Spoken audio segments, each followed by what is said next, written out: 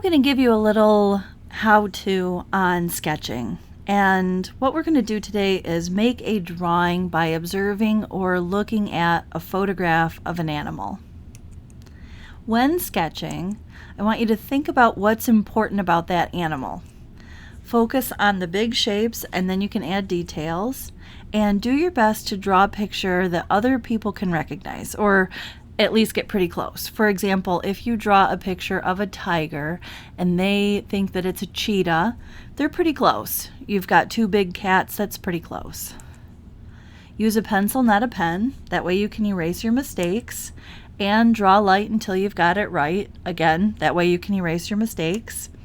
And finally, for our case in class, you don't need to color your sketch.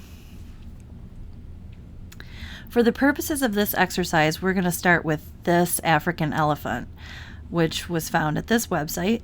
And I chose African elephants because I particularly like them.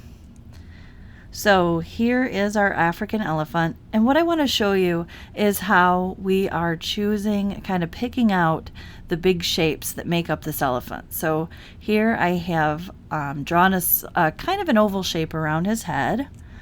Then we notice that his body is also kind of a big oval shape, and his legs are big oval shapes. So we've got the top half of his legs, basically kind of from the knees up, almost like his hips and thighs, basically.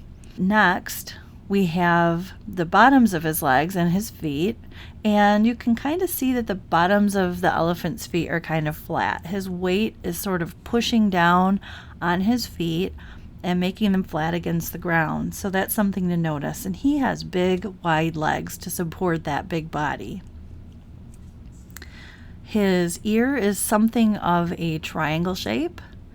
His upper part of his trunk, kind of right along the bridge of his nose, is sort of a curved shape, almost like a letter U. And then his mouth, the lower part of his mouth, is kind of similar. It's just sort of a curved line. His trunk is a long curved line and another long curved line. His tusks are also long curved lines. If you can learn to pick out those big shapes when you're examining or looking at a photograph, then that'll be the first step for you in making an excellent sketch. I'm going to demonstrate for you how I take this photograph and then turn it into a drawing, a sketch of my very own. When you sketch in class, you'll use a pencil and an eraser, but for my purposes, I'm going to use this charcoal. The nice thing about using charcoal is that it's soft and it's easy to erase, but as you can see the drawing that I'm making. And like I mentioned in the demonstration earlier, what you want to do is pick out those big shapes. So I've drawn the oval for the head, the big oval for the body, and the ovals for the legs at this point. And as you can see, I also added a little tail. And now I'm adding the big heavy legs that go under that elephant to hold him up. He's a big guy. And something that I didn't mention earlier is you want to also think about proportions, how big things are in relation to each other. So he's got nice big legs holding up that big body. I've drawn that kind of triangle-shaped ear, kind of a long trunk. And remember, that trunk was a long curved shape. A long line and another long curved line. Now his tusk and his other tusk. And then, like I said earlier, you want to start with those big shapes and then go in and add details after you get the basic shape outlined.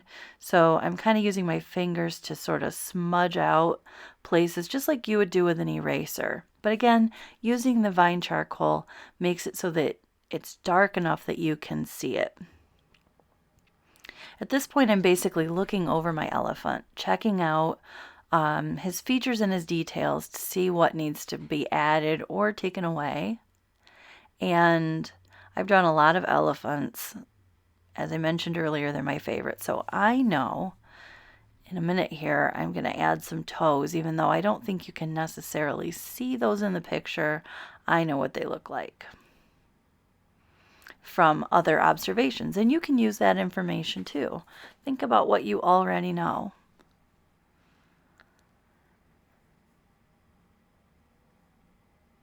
Then I'll go back in one more time, kind of add some shadows, some of his saggy baggy skin, a little background for interest. It's nice to give your animal a place to be.